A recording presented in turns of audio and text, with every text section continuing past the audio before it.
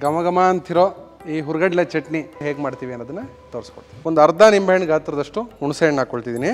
ಹಾಗೆಯೇ ಒಂದು ನಿಂಬೆಹಣ್ಣು ಗಾತ್ರದಷ್ಟು ಬೆಲ್ಲ, ಸ್ವಲ್ಪ ಕರಿಬೇವಿನ ಸೊಪ್ಪು, ಸ್ವಲ್ಪ ಪುದೀನ ಸೊಪ್ಪು, ಸ್ವಲ್ಪ ಕೊತ್ತಂಬರಿ ಸೊಪ್ಪು, ಹಾಗೆ ಶುಂಠಿ 1 ಇಂಚಷ್ಟು ಶುಂಠಿ, 100 ಗ್ರಾಮ್ ಅಷ್ಟು ಹುರ್ಗಡ್ಲೆನ ಇಟ್ಕೊಂಡಿದ್ದೀನಿ. ಸ್ವಲ್ಪ ಬ್ಯಾಡಗಿ ಮೆಣಸಿನಕಾಯಿ 10 ರಿಂದ 12 ಪೀಸು, ಹಾಗೆ ರುಚಿಗೆ ತಕ್ಕಷ್ಟು ಉಪ್ಪನ್ನು ಇದಕ್ಕೆ ಸೇರಿಸ್ಕೊಳ್ತಾ ಇದ್ದೀನಿ. ಇದನ್ನ ಈಗ ರುಬ್ಕೊಂಬಂದ್ಬೋಣ ನೈಸಾಗಿ. ಸ್ನೇಹಿತರೆ ನೋಡಿ, ಚಟ್ನಿ ರುಬ್ಕೊಂಬಂದಾಗಿದೆ. ಸ್ನೇಹಿತರೆ ಈ ಚಟ್ನಿಗೊಂದು ಒಳ್ಳೆ ಒಂದು ಒಗ್ಗರಣೆ ಹಾಕೋಣ.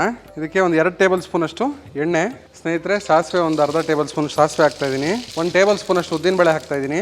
ಒಂದು ಅರ್ಧ ಟೇಬಲ್ ಸ್ಪೂನ್ ಅಷ್ಟು ಜೀರಿಗೆ ಹಾಕ್ಕೊಳ್ತಾ ಇದ್ದೀನಿ. ಹಾಗೆಯೇ ಸ್ವಲ್ಪ ಕರಿಬೇವಿನ ಸೊಪ್ಪು, ಸ್ವಲ್ಪ ಇಂಗು. ಸ್ನೇಹಿತರೆ ಒಗ್ಗರಣೆ ಮಾಡಿ ಇದೇ ಪಾತ್ರೆಗೆ ನೀವು ಚಟ್ನಿ ಸುರಿಬೇಡಿ. ಚಟ್ನಿ ಬಿಸಿ ಆದರೆ ನಿಮಗೆ ಅರ್ಧ ರುಚಿ ಹಾಳಾಗ್ಬಿಡುತ್ತೆ. ಆದ್ದರಿಂದ ನೋಡಿ, ಈಗ ಒಗ್ಗರಣೆ ಒಂದು ಪಾತ್ರೆಗೆ ಇದನ್ನು ಟ್ರಾನ್ಸ್ಫರ್ ಮಾಡ್ಕೊಳ್ಳೋಣ.